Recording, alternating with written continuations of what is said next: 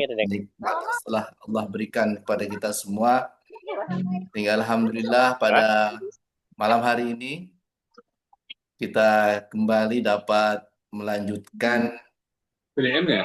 salah satu agenda yang kemarin sudah kita sepakati bersama, Apa? yaitu Hujan nih. bimbingan manasik haji secara online untuk jamaah haji Kabupaten Sanggau, estimasi keberangkatan insya Allah di tahun 2026.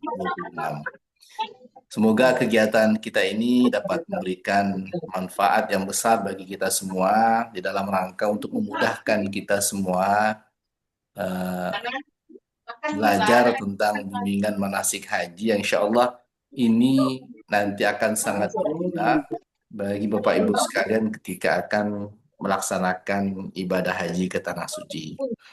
Amin. Dan mari kita awali kegiatan kita ini dengan bersama-sama melafalkan basmalah. Bismillahirrahmanirrahim. Kemudian yang kedua, salawat beriring salam senantiasa terlimpah curahkan kepada junjungan kita yang mulia Nabiullah Muhammad sallallahu alaihi wasallam.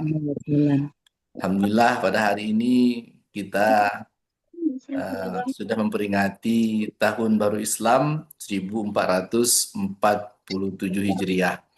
Yang mana insya Allah tahun baru ini ditandai dulu dengan hijrahnya Rasulullah Sallallahu Alaihi Wasallam dari kota Makkah Al-Mukarramah menuju Yasrib atau sekarang yang dikenal dengan kota Madinah Al-Munawwarah. Semoga kita semua sebagai umat Muhammad insya Allah kelak di akhirat akan mendapatkan bimbingan syafaat darinya. Amin. Amin. Bapak-bapak, ibu-ibu yang saya hormati, suara saya jelas terdengar Bapak Ibu? Jelas, Jelas ya? Ya, alhamdulillah. Uji coba kita pada beberapa waktu yang lalu, alhamdulillah berjalan dengan sukses. Dan saya melihat Bapak Ibu sudah semakin pandai menggunakan Zoom meeting. Mungkin ada yang sudah bisa mengoperasikan sendiri HP-nya. Atau mungkin ada yang minta bantu anaknya. Ya, alhamdulillah yang penting bisa online seperti ini. Insya Allah. Usaha Pak, usaha. Ya, usaha. Bapak Ibu sekalian, ini adalah pertemuan kita yang kedua. Iya, Pak. Insya Allah tadi sudah saya share tema kita pada malam hari ini adalah membahas tentang umroh. Ya.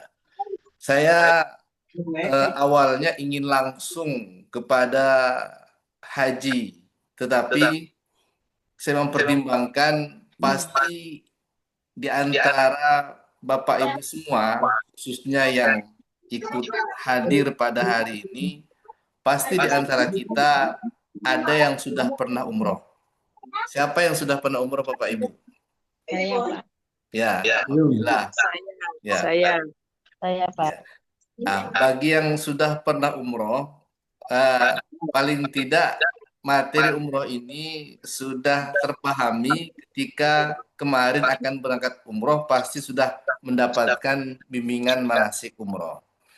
Namun tentu ada di antara rekan-rekan kita, Bapak Ibu sekalian yang mungkin belum berangkat umroh. Oleh karenanya, bimbingan manasik online ini kita anggap sama rata semua. Anggap saja yang sudah paham, yang sudah umroh, kembali kita mengulangi pelajaran-pelajaran terkait bimbingan manasik umroh untuk menambah pemahaman pengetahuan kita terkait dengan umroh. Bagi yang belum pernah umroh, tentu ini mungkin menjadi hal baru. Nah, oleh karenanya, mohon izin saya membersamai Bapak Ibu sekalian pada malam hari ini kita sama-sama sedikit demi sedikit memahamkan, menambah pengetahuan kita terkait dengan masalah umroh. Ya.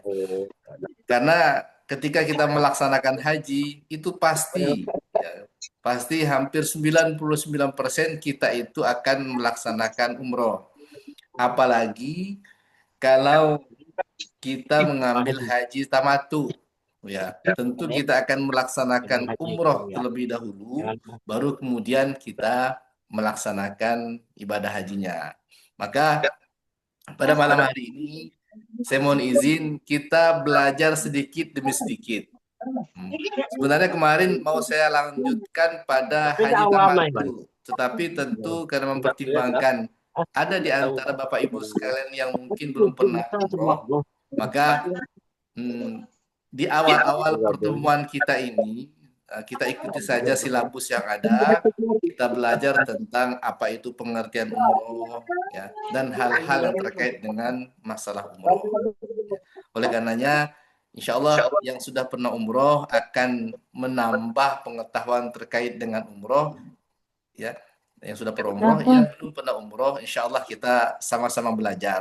Anggap saja saya dan Bapak Ibu sekalian sama-sama dari titik nol, insya Allah beranjak sedikit, melangkah sedikit demi sedikit kita akan memahami tentang umroh. Karena nanti pada pertemuan-pertemuan berikutnya akan banyak hal yang akan kita kaji, akan kita pelajari, akan kita bahas. Karena nanti mungkin tidak hanya terkait tentang umroh dan haji saja. Insya Allah kami juga akan menjelaskan beberapa persoalan terkait dengan kebijakan pemerintah Indonesia tentang perundang-undangan haji, lalu taklimatul haj, kebijakan pemerintah Arab Saudi terkait dengan haji, dan juga hal-hal teknis dan non-teknis yang insya Allah semuanya akan menjadi bekal Bapak Ibu sekalian di dalam rangka untuk nanti memudahkan kita dalam melaksanakan ibadah haji. Saya izin share screen Bapak Ibu sekalian ya, materi umroh pada hari ini. Nah, kelihatan atau tidak Bapak Ibu share screen-nya? Kelihatan ya? Soalnya kemarin itu pada angkatan 2027 saya coba share screen ya. Ternyata share screen-nya tidak berfungsi. Saya ngomong ternyata di HP Bapak Ibu sekalian itu tidak nampak apa yang saya share. Sekarang sudah kelihatan Bapak Ibu ya share screen-nya. Saya ingin pastikan aja. Alhamdulillah. Sudah nampak. Baik Bapak Ibu, pada malam hari ini, sebagaimana saya sampaikan tadi, kita bersama-sama mencoba membahas terkait dengan masalah umroh.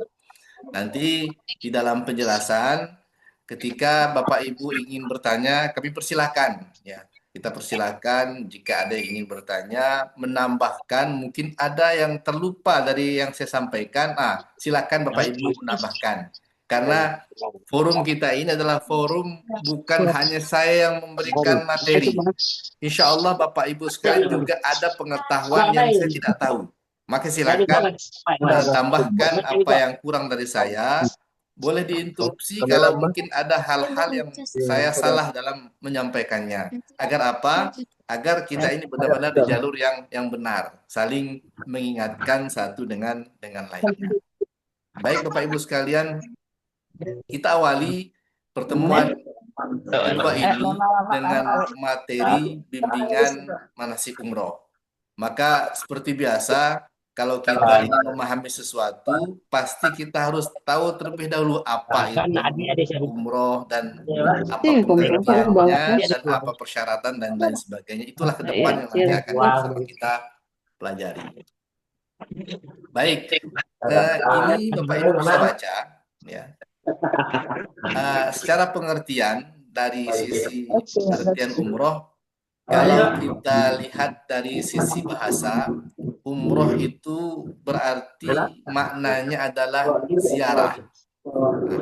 Maka menurut istilah, kalau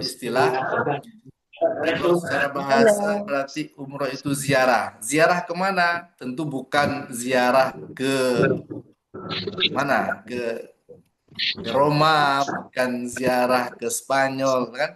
Maka menurut istilah, umroh itu berarti mengunjungi Baitullah atau biasa disebut dengan Ka'bah. Di mana Bapak Ibu Baitullah atau Ka'bah tentu hanya ada di kota Mekah. Banyak miniatur Ka'bah. Nah, di Pontianak di asrama haji ada Ka'bah. Cuman itu hanya miniatur, bukan Ka'bah sebenarnya.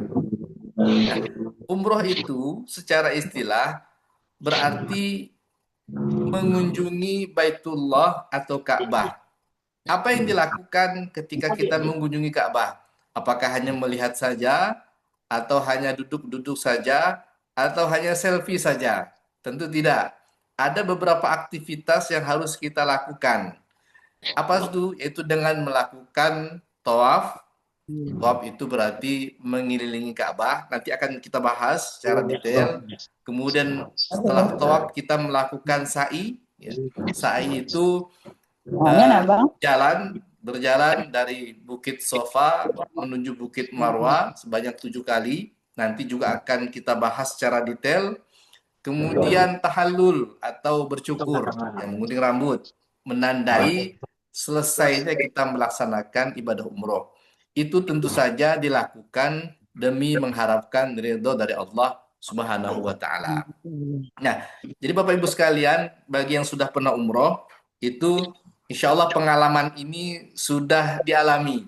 Bagaimana dengan menyengaja untuk berziarah ke kota Mekah, untuk apa? Untuk melakukan ritual tawaf, melakukan sa'i, dan kemudian tahalul atau bercukur. Nah, itulah pengertian tawaf, baik dari sisi bahasa yang artinya adalah ziarah, atau secara istilah yaitu mengunjungi Baitullah dalam kurung Ka'bah dengan melakukan ibadah berupa tawaf, kemudian sa'i dan bercukur. Itu semata-mata untuk mengharapkan ridho dari Allah Subhanahu wa Ta'ala. Jadi sampai sini Bapak Ibu sekalian sudah paham ya apa itu umroh, baik secara bahasa maupun secara istilah.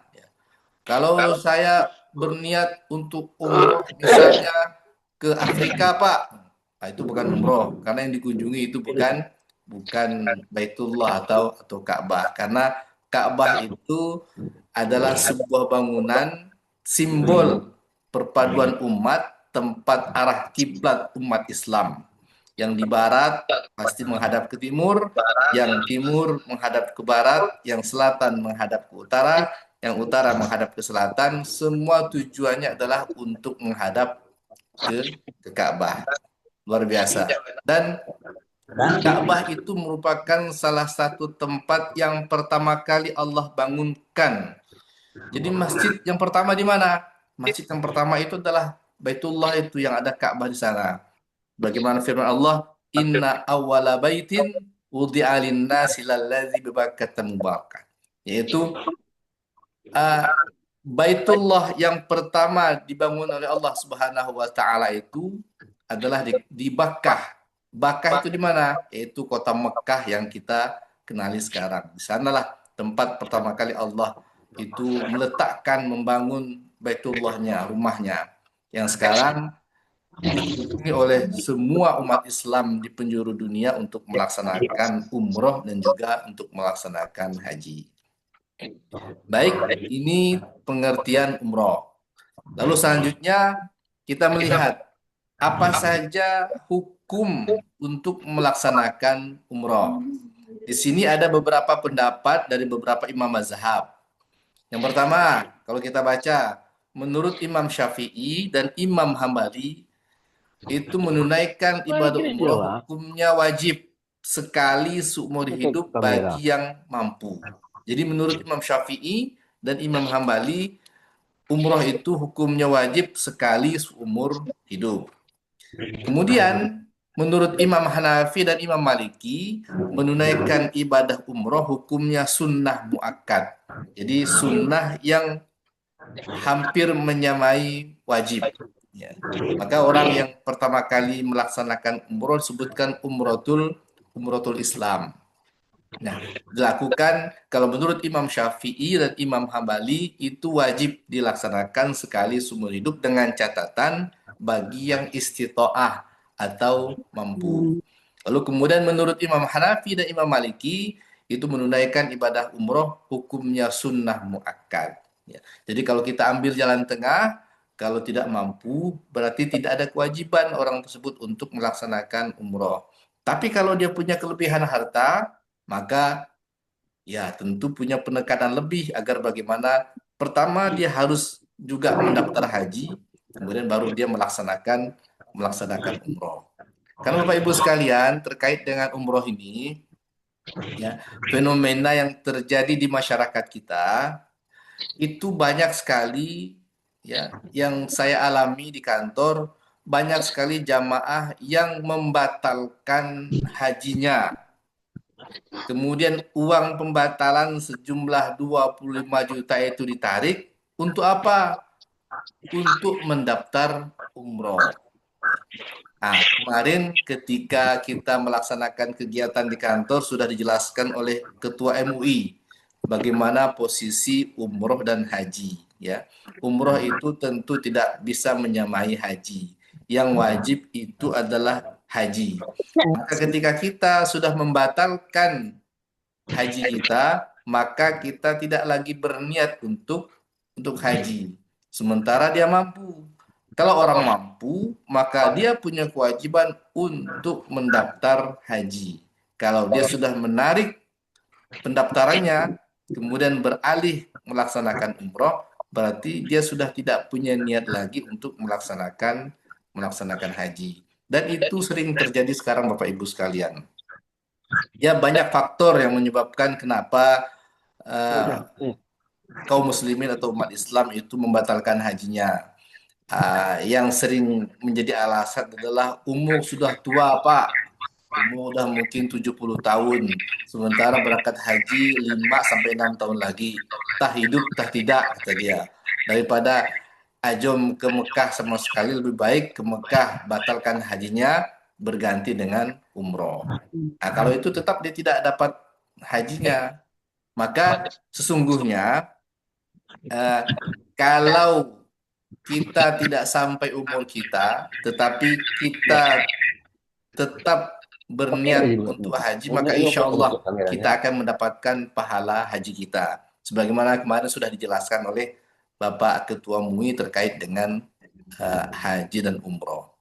Mau orang umroh 5-6 kali, tetap saja tidak bisa menyamai haji. Ya. Haji tetap haji, seperti orang begini Bapak Ibu ya. Dia mengambil sarjana S1 lebih dari 2 kali. Ada yang 2, ada yang 3 sarjana S1-nya. Tetap saja dia dianggap masih sarjana S1. Ya. Belum sarjana S2. Kenapa? Karena memang yang diambil itu sarjana S1. Walaupun 5 dapat titel sarjana S1, ada SPD, ada SE misalnya, ada SPDI, ada SH, tetap saja dia dianggap sebagai sarjana strata 1. Tidak mampu, tidak akan merubah strata ke strata 2-nya meskipun 5-6 kali mengambil sarjana S1. Baik, kita lanjut. Sambil bertanya oleh Bapak Ibu ya. Umroh terbagi menjadi umroh wajib dan umroh sunnah. Ya. Jadi umroh wajib dan umroh sunnah. Biasanya umroh wajib ini ketika kita belum pernah sama sekali melaksanakan umroh, maka umroh yang pertama itulah dikatakan sebagai umroh wajib. Contoh misalnya, ketika kita akan melaksanakan haji, yang kita ambil adalah haji tamatu. Haji tamatu itu melaksanakan umroh dulu, baru melaksanakan haji. Nah, umroh yang pertama itu disebut sebagai umrohul Islam atau umroh wajib karena dia belum pernah terbang melaksanakan hutannya itu udah ibadah itu umroh. namanya. Nah, sementara umroh sunnah ini dilakukan kalau dia sudah Nanti pernah kalau perlu melaksanakan buka umroh, kameranya maka sekali. umroh yang kedua itu adalah umroh Kira-kira foto sunnah. foto nanti bisa. Silakan, mungkin orang yang sudah pernah pergi haji, kemudian 1 tahun berikutnya rindu dengan Baitullah, ingin berkunjung ke sana lagi, kemudian Allah berikan keluasan rezeki, silakan daftar umroh. Ya, tidak apa-apa. Tapi sekarang banyak orang yang 5, 6, 7 kali berangkat umroh, tapi tetangga di sebelahnya itu ada yang kelaparan, makan pun tidak bisa. Ada mungkin tetangganya yang pengen berangkat umroh tidak bisa karena tidak punya kemampuan harta. Maka alangkah baiknya kalau kita punya keluasan rezeki yang sudah berulang kali berangkat ke Mekah untuk melaksanakan umroh dan haji, ya mungkin satu kali silakan bersedekah, berinfak kepada tetangga kita, daftarkan dia umroh atau daftarkan dia haji. Insya Allah itu adalah investasi kebaikan yang bisa kita lakukan. Kemudian umroh wajib adalah umroh yang pertama yang dilakukan seorang muslim, disebut juga umrotul Islam yang sudah saya sampaikan ya, dan umroh yang dilaksanakan karena nazar. Jadi umroh wajib itu ada dua model ya. Pertama, umroh yang pertama kali dilakukan oleh seorang muslim ya. Kalau dia pertama kali melakukannya maka disebut sebagai umrotul Islam atau umroh wajib. Dan umroh wajib itu juga dikategorikan sebagai wajib kalau dia bernazar. Misalnya, kalau anak saya mungkin diterima menjadi pegawai negeri, maka saya bernazar akan melaksanakan umroh. Nah, kalau anaknya tadi ternyata lulus sebagai PNS, maka dia wajib untuk melaksanakan umroh. Karena apa? Karena sudah bernazar. Nah, itu dia. Jadi umroh itu hukumnya wajib kalau dia bernazar ingin umroh jika anaknya ini menjadi pegawai negeri sipil. Nah, itu salah satu contohnya.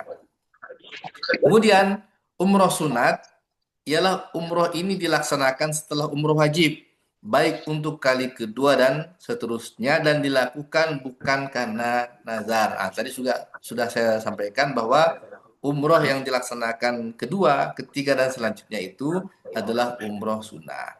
Nah, ini mungkin Bapak Ibu sekalian menjadi catatan kita bersama. Begini, seandainya nanti Bapak Ibu sekalian insya Allah tahun 2026 berangkat pergi haji.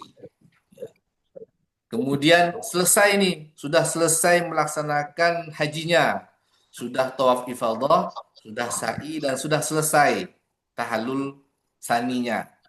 Kemudian sambil menunggu berangkat, misalnya gelombang kedua ya, sambil menunggu berangkat ke Madinah, atau sambil menunggu berangkat ke Indonesia, lebih baik kita umroh. Gitu. Maka jangan heran banyak jamaah haji yang bisa berkali-kali melaksanakan umroh. Lebih baik kita umroh mumpung kita di kota Mekah.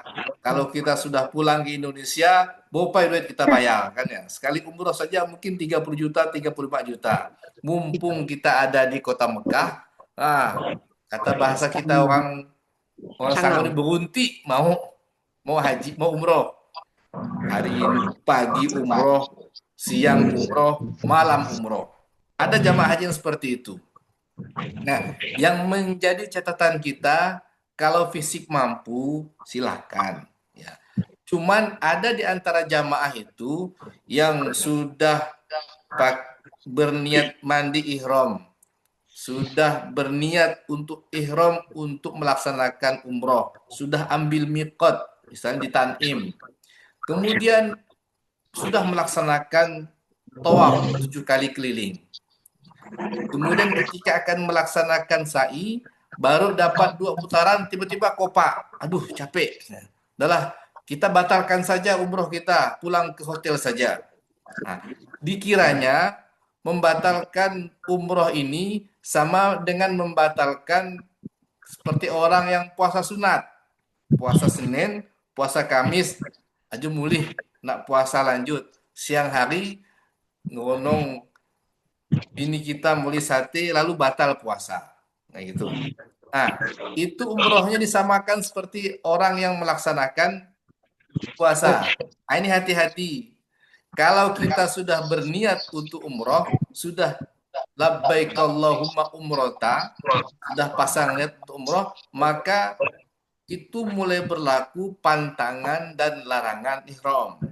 Kalau seandainya sampai sa'i putaran kedua, lalu kita membatalkan pelaksanaan umroh kita, itu pasti harus membayar dam. Nah, ini yang banyak terjadi di kalangan jamaah. Karena umroh dikiranya sama dengan melaksanakan puasa sunat, umroh sunat mungkin disamakan dengan puasa sunat, jadi seenak hati untuk membatalkan umroh. Ini yang harus hati-hati. Harus diselesaikan sampai tuntas, sampai tahallul. Kalau dibatalkan, nah siap-siap nyemoleh seekor kambing. Ini yang menjadi catatan bagi jamaah haji yang sah. Sampai di sini ada yang ingin bertanya Bapak Ibu? Silakan. Atau saya lanjut? Lanjut, Pak. Lanjut. Lanjut, Pak. Baik, ya. Selanjutnya waktu mengerjakan umroh.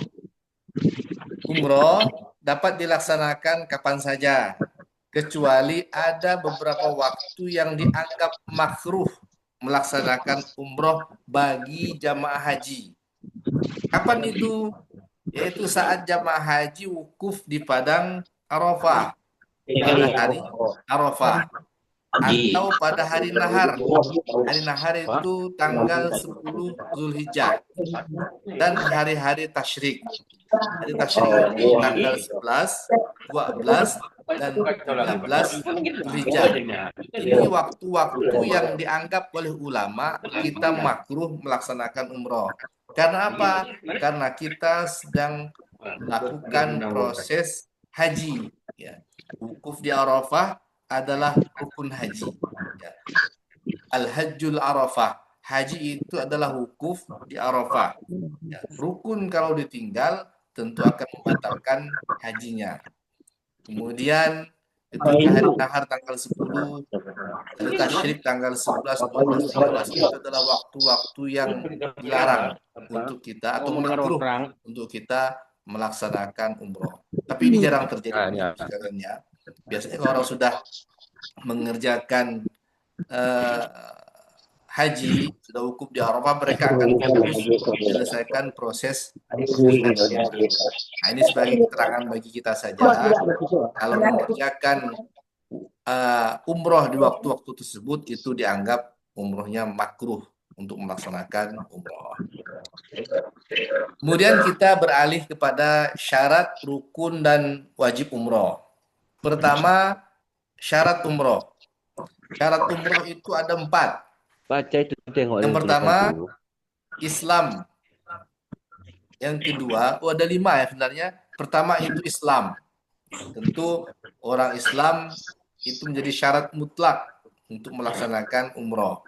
Yang kedua itu baligh atau sudah dewasa. Kemudian yang ketiga akil atau berakal sehat.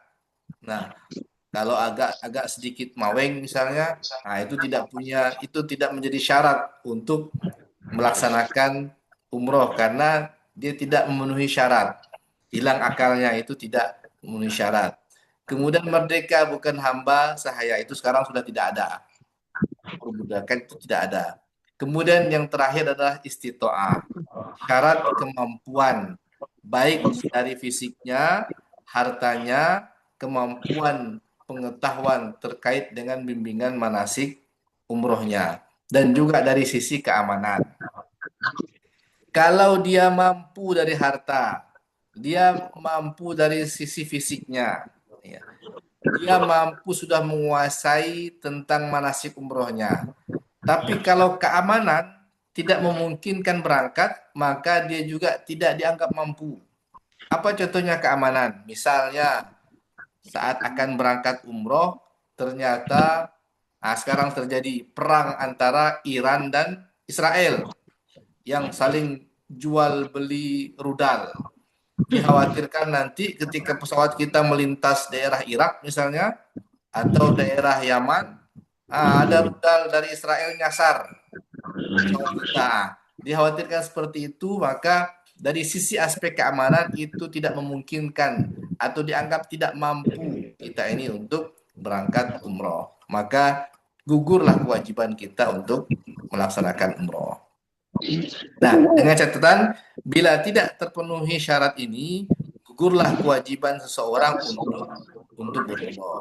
Nah, itu syarat umroh. Kemudian rukun umroh. Rukun umroh itu adalah ihram atau niat. Nanti Yang kalau disebut berangkat haji, betul ya. di mana kita berniat umroh, itu nanti akan kita jelaskan pada pertemuan-pertemuan berikutnya. Ya. Nanti akan kita jelaskan secara detail. Kalau kita jamaah haji Sanggau ini, baik gelombang 1 atau gelombang kedua, di mana kita niat ihramnya, nanti akan kita jelaskan pada pertemuan berikutnya. Ini baru kita pelajari kulit luarnya saja. Rukun umroh itu pertama niat atau ihram. Kemudian tawaf. Tawaf itu berarti mengelilingi Ka'bah sebanyak 7 kali. Dimulai dari Hajar Aswad, diakhiri dengan di Hajar Aswad. Bagaimana prakteknya nanti akan kita jelaskan lebih detail. Kemudian rukun yang ketiga adalah sa'i. Sa'i itu berjalan dari Sofa ke Marwah sebanyak 7 kali. Kemudian cukur. Cukur itu tahallul, mencukur minimal 3 helai rambut setelah selesai melaksanakan ibadah sa'i. Dan rukun yang terakhir adalah tertib. Tertib dalam melaksanakan rukun umroh secara berurutan. Ya. Jadi harus ihram dulu, baru kemudian tawaf, kemudian sa'i, baru tahallul. Bagaimana kalau ketika melihat mau tawaf Pak, pelataran Masjid Haram penuh dengan jamaah. Jadi kita sa'i terlebih dahulu, baru tawaf. Nah, tidak bisa. Itu tidak tertib. Harus berurutan. Ihram atau niat dulu, baru kemudian melaksanakan tawaf, baru kemudian sa'i, dan kemudian cukur atau tahallul. Tidak boleh dibolak-balik menyesuaikan dengan keadaan yang ada. Nah, rukun umroh ini tidak dapat ditinggalkan. Bila salah satu rukun itu tidak terpenuhi, maka umroh seseorang itu menjadi tidak sah. Jadi namanya rukun itu harus terpenuhi semua. Harus dilaksanakan semua. Kalau salah satu dari rukun-rukun ini tidak terlaksana, maka sudah batallah pelaksanaan umrohnya. Harus ihram, niat ihram, harus tawaf, harus sa'i, dan kemudian baru bercukur. Kalau ini sudah terpenuhi, maka insya Allah sudah sahlah umrohnya. Kemudian Bapak Ibu sekalian, apa itu wajib umroh? Wajib umroh itu hanya satu, yaitu berihram dari miqat. Bila kewajiban ini dilanggar, ibadah seseorang yang melaksanakan umroh tersebut tetap sah, tetapi dia harus membayar dam. Nah, jadi Bapak Ibu sekalian, perbedaan rukun dan wajib itu apa? Kalau rukun, salah satu rukun itu kita tinggalkan, maka umrohnya tidak sah. Tapi kalau kewajiban umroh atau wajib umroh itu ditinggalkan, umrohnya itu tetap sah, tapi kita harus membayar dam. Damnya berupa apa? Berupa menyembelih seekor kambing. Nah, masalah dam ini juga nanti akan kita bahas di waktu yang tertentu, karena pembahasan dam ini juga sangat banyak, dan kita juga harus tahu sebenarnya dam ini, karena dalam bayangan jamaah haji itu dam ini hanya menyembelih seekor kambing, itu saja. Jadi setiap pelanggaran itu dalam pandangan jamaah haji pasti membayar kambing. Tidak semua dam itu dengan membayar kambing, tapi ada hal-hal lain yang bisa dilakukan untuk membayar dam. Nanti akan coba kita bahas pada pertemuan-pertemuan berikutnya. Baik Bapak Ibu sekalian, kita lanjut. Tahallul umroh. Tahallul umroh adalah keadaan seseorang setelah melaksanakan semua rukun umroh, dan karena itu dihalalkan atau dibolehkan melakukan perbuatan yang sebelumnya dilarang selama berihram umroh. Ya, Bapak Ibu sekalian, tahallul ini sesungguhnya sebagai penanda kita sudah boleh melakukan hal-hal yang ketika kita ihram kita tidak boleh melakukannya. Jadi Bapak Ibu sekalian, ketika akan umroh kan ihram dulu. Sudah berniat ihram. Ketika kita melafalkan labbaik Allahumma umrota, maka disitulah mulainya kita harus menjaga pantangan dan larangan ihram. Apa saja pantangan dan larangan ihram, insya Allah nanti akan kita bahas lagi. Kita akan bahas bersama-sama. Ya. Karena kalau kita bahas sekaligus, saya khawatir Bapak Ibu sekalian lalu ngolu. Jadi apa yang didapat pada malam hari ini lupa semuanya. Maka sedikit demi sedikit kita akan belajar apa pantangan dan larangan ihram itu. Ya. Salah satu yang bolehlah saya sebutkan. Pertama, tidak boleh memakai wangian, ya, baik laki atau perempuan. Kalau sudah berniat ihram, tidak boleh memotong kuku, tidak boleh mencukur rambut. Kalau sudah berniat ihram tidak boleh seperti itu. Tidak boleh menggunakan peci misalnya ketika sudah berniat ihram. Itu salah satu pantangan dan larangan ihram. Nah, tahallul atau bercukur itu sebagai penanda. Ketika kita sudah niat ihram, kemudian sudah tawaf, kemudian sudah melakukan sa'i, baru kita tahallul dengan cara memotong rambut, itu sebagai penanda larangan-larangan ihram yang setelah kita berniat ihram itu dilarang dilakukan, setelah kita tahallul itu sudah boleh dilakukan, bahwa kita sudah selesai melaksanakan ibadah umroh. Ya. Jadi itu makna dari tahallul.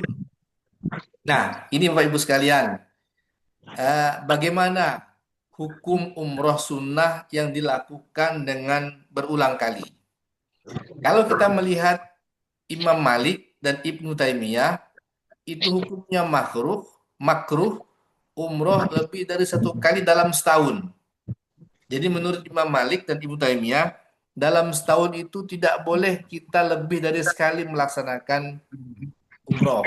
Ya, ini menurut Imam Malik dan Ibnu Taimiyah.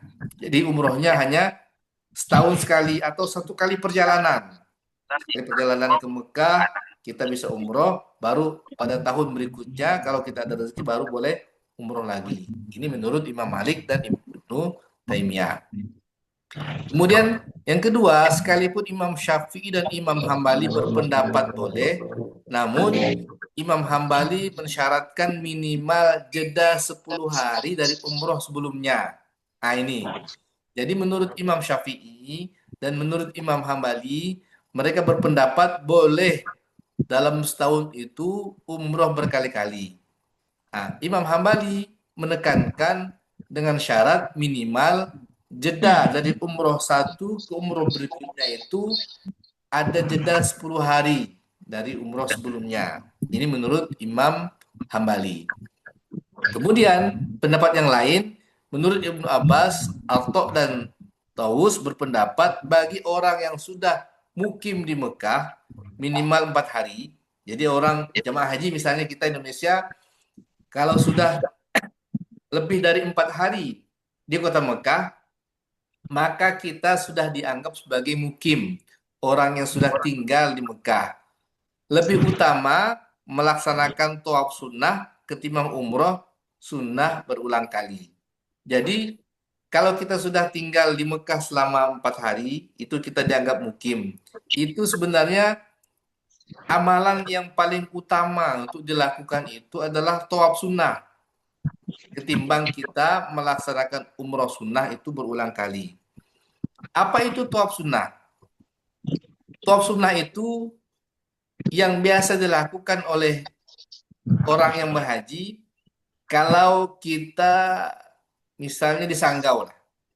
Ketika masuk masjid, maka kita dianjurkan untuk melaksanakan sholat tahiyatul masjid. Nah, ketika kita memasuki Masjidil Haram, itu tidak ada sholat tahiyatul masjid. Sholat tahiyatul masjidnya itu diganti dengan tawaf sunnah. Jadi tawaf sunnah itulah sebagai pengganti sholat tahiyatul masjid. Ya, jadi kalau kita masuk Masjidil Haram, lalu kita sholat 2 rakaat, nanti akan ditanya orang, sholat apa itu? Oh, sholat tahiyatul masjid. Mesti tidak ada sholat tahiyatul masjid di Masjidil Haram. Yang ada adalah tawaf sunnah. Jadi sholat sunnah tahiyatul masjid itu diganti dengan tawaf sunnah. Nah, itu lebih utama menurut Ibnu Abbas ketimbang melaksanakan umroh berulang kali. Ya, umroh sunnah berulang kali. Namun Pak Ibu sekalian, ini beberapa pendapat yang kita coba tampilkan kepada para jamaah. Tapi tentu sebagai kita orang yang sedang melaksanakan haji, ketika ada lowong waktu, pasti kebiasaan yang dilakukan oleh jamaah haji itu umroh berkali-kali. Kalau menurut kami, silakan kita umroh, tapi jangan melampaui batas. Batas-batasannya itu sudah disampaikan oleh para ulama kita. Ada yang hanya membatasi 1 tahun sekali, ada yang membatasi mungkin jeda 10 hari, ada yang membatasi lebih baik tawaf sunnah daripada umroh sunnah. Tapi tentu mungkin kita mengambil jalan tengahnya. Silakan umroh, tapi jangan berlebihan. Ya, 1 hari bisa 3 kali umroh atau setiap hari melaksanakan ibadah umroh itu sudah merupakan kategori berlebihan. Secukupnya saja. Mungkin 2 atau 3 kali lah kita umroh selama kita tinggal belasan hari di Mekah ya. Yang jelas jangan berlebihan karena yang berlebihan dalam beragama pun itu tidak diperkenankan oleh Rasulullah Shallallahu Alaihi Wasallam. Ini kami sampaikan Bapak Ibu sekalian biar kita itu punya pemahaman bagaimana sih kebiasaan yang dilakukan oleh jamaah haji yang sering umroh berkali-kali. Nah, ternyata seperti ini hukumnya. Yang penting silakan kita umroh tapi jangan terlalu berlebihan. Baik Bapak Ibu sekalian, itu sementara yang bisa kami sampaikan terkait dengan umroh. Memang ini belum detail. Kenapa saya katakan belum detail? Saya hanya mengungkapkan seperti rukun umroh itu apa, ihram, ya, tawaf, sa'i, cukur dan tertib. Sebenarnya kalau kita bahas satu persatu ini akan sangat banyak. Contoh misalnya ihram. Bagaimana cara penggunaan pakaian ihram, ya. Bagaimana niat ihram, bagaimana pantangan dan larangan ihram, di mana tempat kita mengambil niat ihram itu banyak pembahasannya. Insya Allah nanti akan kita bahas. Ini ulasan singkat di awal untuk memudahkan kita memahami sesuatu yang insya Allah nanti akan kita pahami lebih detail. Contoh juga yang kedua misalnya rukun umroh tawaf. Itu bagaimana tata cara tawaf? Dimulai dari mana? Apa yang dibaca? Ya. Mana rukun? Apa yang dibaca ketika melintasi rukun Yamani menuju rukun Hajar Aswad. Nah, itu banyak yang harus kita bahas. Kemudian sa'i misalnya.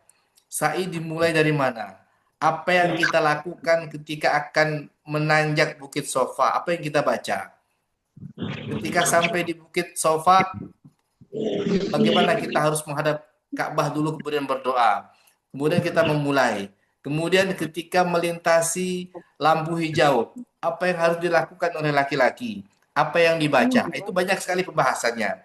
Maka insya Allah ini akan nanti kita bahas secara detail, tapi tidak pada malam hari ini. Malam hari ini kita hanya mencoba memperkenalkan sedikit saja apa itu pengertian umroh, rukun umroh, kewajiban umroh, syarat-syarat umroh kepada Bapak Ibu sekalian. Dan insya Allah nanti pada pertemuan-pertemuan berikutnya akan kita bahas lebih rinci.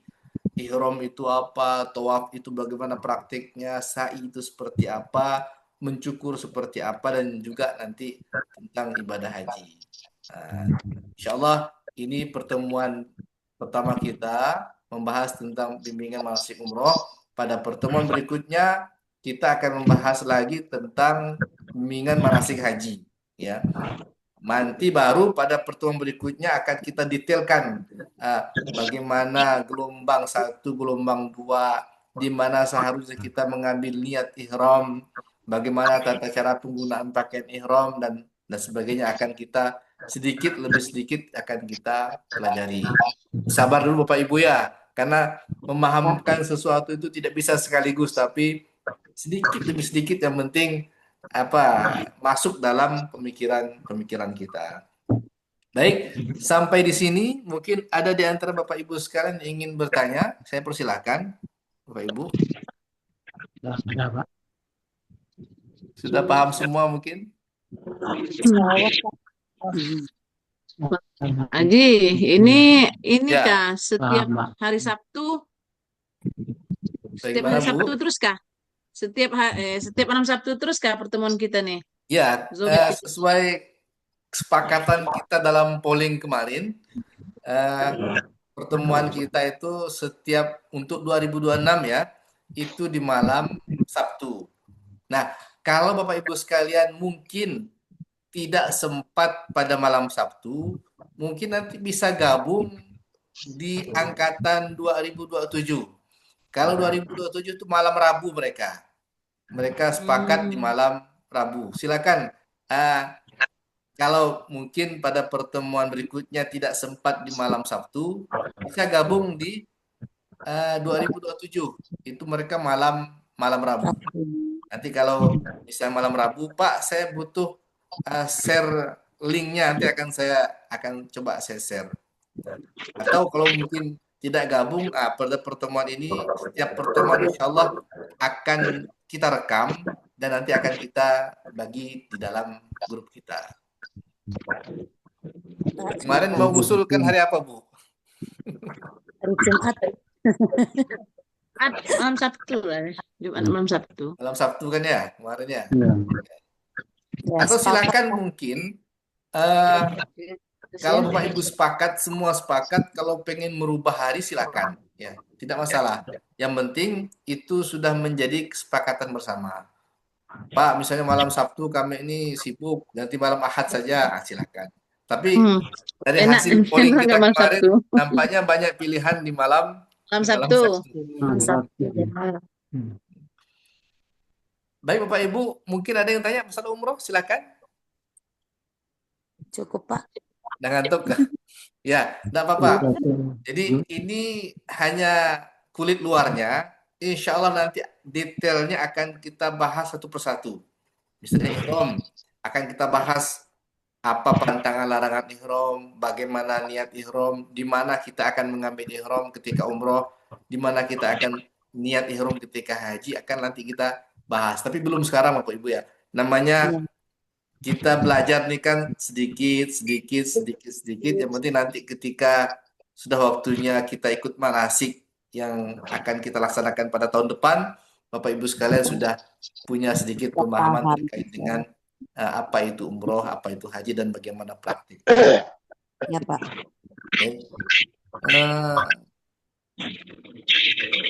Ini ada yang nanya nih. Oh iya. Gimana Pak? Pak siapa nih?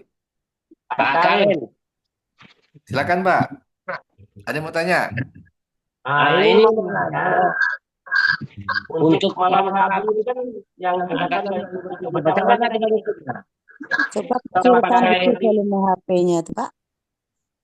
Coba ya, kecilkan sedikit HP-nya Pak. Atau kalau mau bertanya bisa lewat tulisan. Ini ada yang nanya nih. Iya. Chat ya. Assalamualaikum. Salam. Gimana Pak Karim? Nah, ini kan tadi ditawarkan bisa ikut di tahun 2026 untuk anunya manasik hajinya. Kalau link sama nggak Pak? Kode linknya atau apanya? Gimana Pak? Maksudnya kita ikut, pokoknya malam Sabtu kita kan udah jadwal kita. Malam Rabu kita ikut nimbrung ke 2027. Apakah sama? Pembahasannya apa ya? Nah, maksudnya link linknya beda Pak. Jadi setiap pertemuan itu linknya berbeda. Maka satu hari atau paling tidak pagi pada harinya itu linknya baru akan saya share karena setiap schedule ya, setiap jadwal dibuat itu punya link tersendiri. Nah, jadi kalau Bapak Ibu sekalian misalnya tidak sempat ikut di malam Sabtu, kemudian ingin ikut bergabung di Jamaah 2027, silakan WA saya. Kalau pas hari Selasa silakan WA saya, nanti akan saya share secara japri mungkin ke nomor Bapak Ibu sekalian link yang akan dipakai oleh jamaah haji tahun 2027 ya. Silakan Bapak, tidak apa-apa. Pak, Tapi memang tapi memang kalau sebisa mungkin ya kita ikut di grup angkatan kita, biar apa ini untuk memudahkan kita mengakrabkan diri kita ya. Kecuali kalau memang terpaksa tidak sempat, punya keinginan ingin belajar lagi, silakan, tidak apa-apa. Mungkin sudah ikut nih pada pertemuan malam ini, cuman pengen ikut lagi pada pertemuan dengan jamaah 2027, silakan, tidak apa-apa. Saya bisa share linknya, tapi mungkin pembahasannya akan sama Pak. Karena pembahasannya ini silabusnya saya buat mirip 2026 dan 2027. Karena kan kalau manasik haji ini kan sama. Ya, tidak beda. Iya. Baik, ini ada bertanya bagaimana pelaksanaan sunnah tawaf. Ya.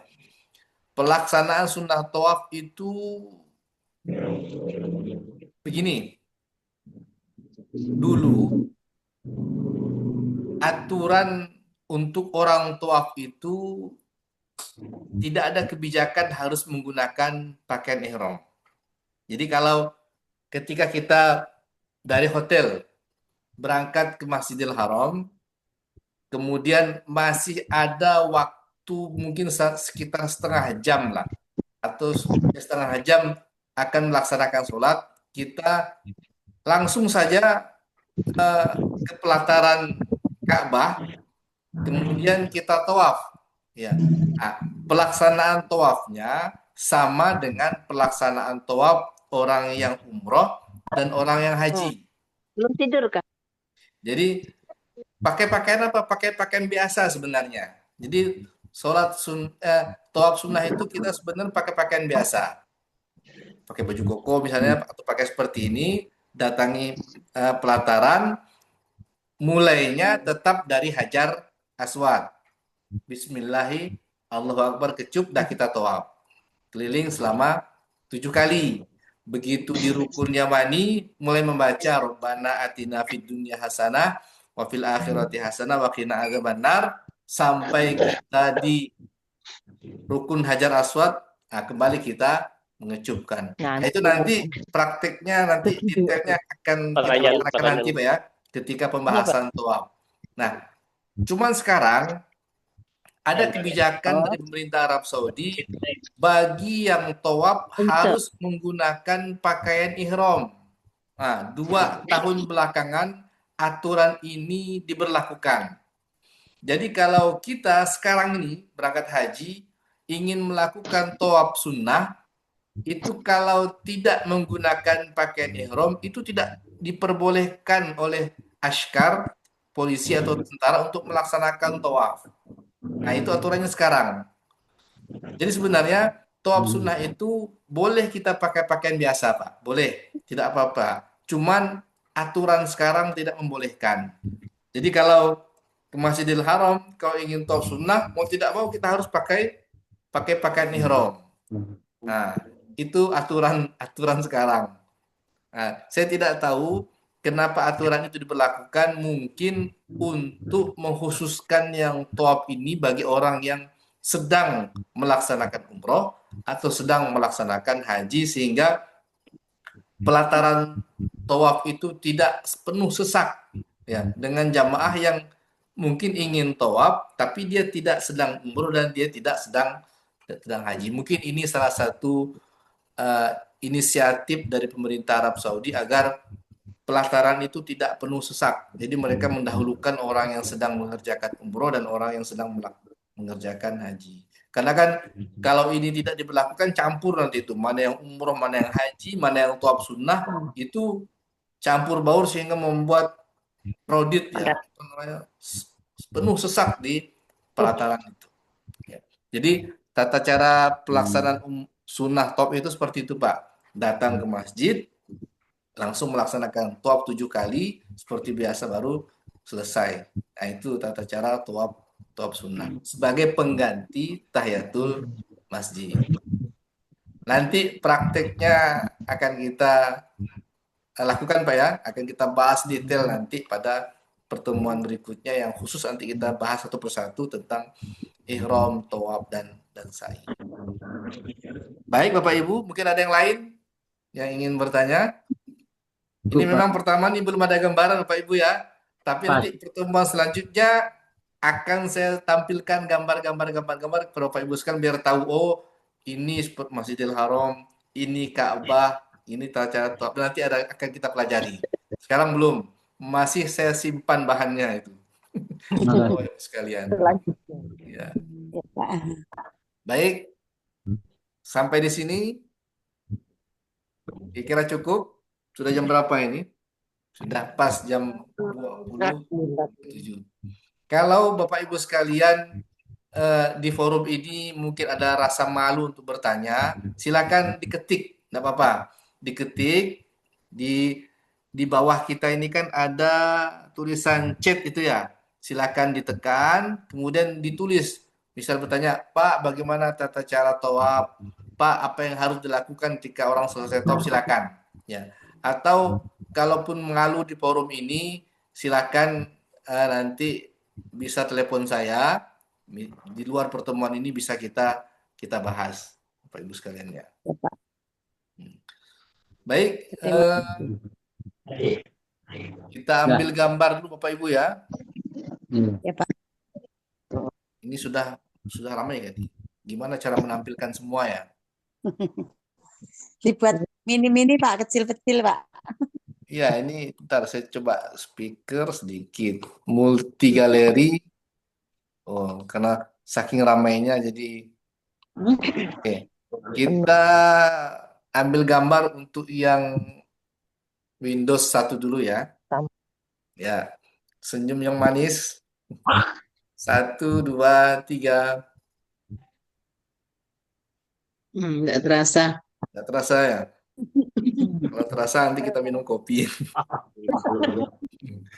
Baik, ke slide berikutnya, slide 2, silakan Bapak Ibu. Saya ambil gambar ya. 1, 2, 3. Ya, sudah dapat. Ini untuk dokumentasi kita. Baik, Bapak Ibu sekalian, insya Allah pertemuan akan kita lanjutkan pada malam Sabtu depan. Yang akan kita bahas pada malam Sabtu depan adalah terkait dengan haji.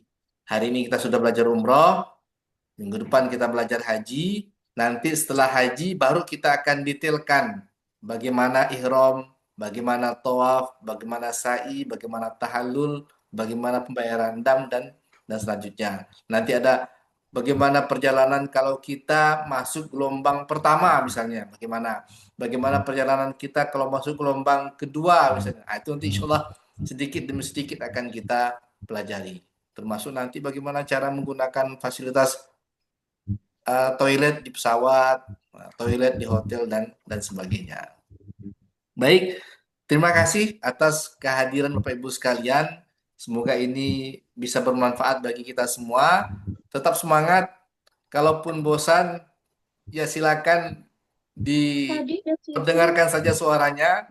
Mau sambil minum kopi, sambil baring, sambil nonton sinetron, silakan. Ya, insya Allah itu tidak akan mengganggu kita.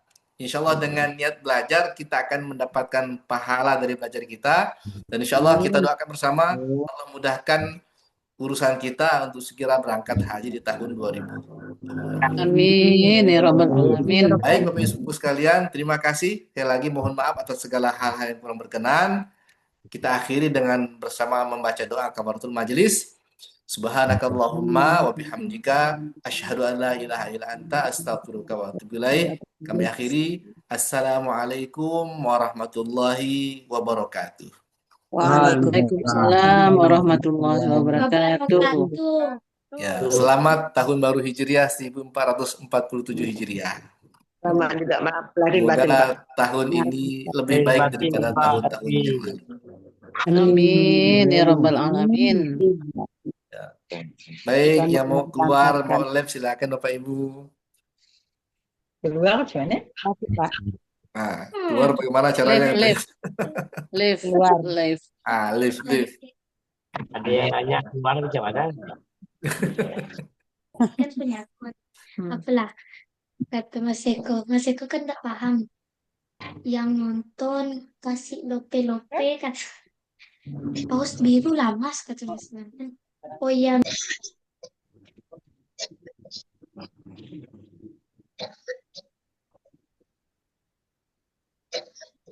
Yang ramenya. Udah.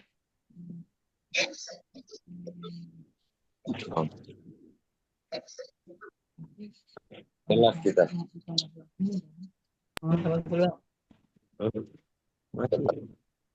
Ini sudah ada nih. Nih. Konti nih. Nih. Kami dulu ya, semoga bermanfaat.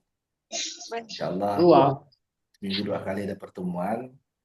Malam Udah apa? itu dan malam Rabu insyaallah membahas tentang manasik haji. Terima kasih. Assalamualaikum. Salam.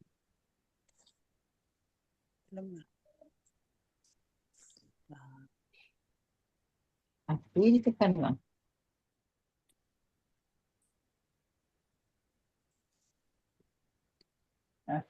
Tapi ini tekan. Itu self. Bu, assalamualaikum Bu. Waalaikumsalam, Pak. Sehat, Pak? Nah, sehat. Nih ibunya Alhamdulillah. Enaknya, Bu. Nyaman sambil baring Bu ya. Saya, Bu, ya. sambil baring dan dengar. Iya, saya pun ini tempat tidur. Udah ngantuk dah. Iya. Ngantuk sih belum, Pak. Enak di sini kan nggak capek apa kita duduknya. Iya. Ibu dari mana Bu? Saya suka mulia, Bu. Oh, Rindu. yang kemarin. Oh, suka mulia Bu ya. Iya, kita makan yang saya dikasih makan sama Bapak Ibu. Alhamdulillah. Terima kasih.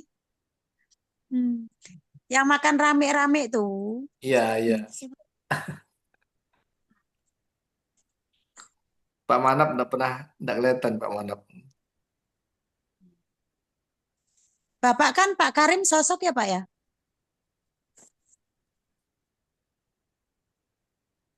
Mana Pak Karim udah ada. Bu Julia, salam untuk Pak Haji. Boleh Pak, nanti disampaikan Pak. Ini kayaknya itu Bu Ina nggak ada nih, Bu Ina. Gak semangat saya Pak, soalnya sendiri sih. Sendiri Bu ya. Harus semangat Bu. Insya Allah. Insya Allah. Kan Insya kita Allah. berangkat kan ramai. Iya Pak, enggak apa-apa. Nanti sama orang Bonti di antara ramai nanti. Tahu Pak. Saya pun sendiri nih, Pak. Gitu ya. Insya Allah. Iya. Nanti kan banyak saudaranya Bu.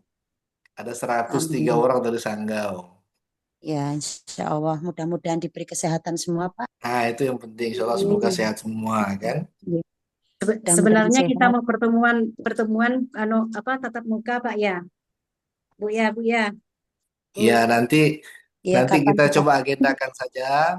Apakah mungkin 2 bulan sekali kita praktek kan ya. Dari hasil yang kita pelajari, kita praktek kecil-kecil aja di aula di atas. Bagaimana cara pasang ihram, bagaimana cara tawaf, bagaimana cara sa'i, kita praktek kecil-kecilan saja, enggak apa-apa nanti. Iya Pak. Ya, Bawa bekal masing-masing, makan Sip. brownie. Iya, Senang ya makan Pak. brownie. Makan brownie. Sip Biar itu dari Pak. Budi kan bisa bawa itu, bisa bawa robong kan. Nah, benar. Kalau kalau orang Jawa bisa bawa daun ubi ya Pak ya? Nah, Iya, gitu Bu. boleh Kak, Bu. Lalapan Bu ya. Iya, Lalapan. itu yang enak Pak. Benar. Makanan-makanan kampung tuh yang enak Bu. Iya Pak. Saya kalau di Sanggo di ini, di itu tuh Minang Ratuka itu kan semua ada tuh di situ tuh Pak. Iya. Atau di Lestari itu pun banyak makanan itu yang di depan Iya. Polres tuh. Banyak ikan di situ. Ikan di seafood itu Pak, si ikan. Mahal-mahal di seafood itu. Bu Siti Nurani dari mana ini? Dari Jalan Sutra kah? Siti Nur Aini.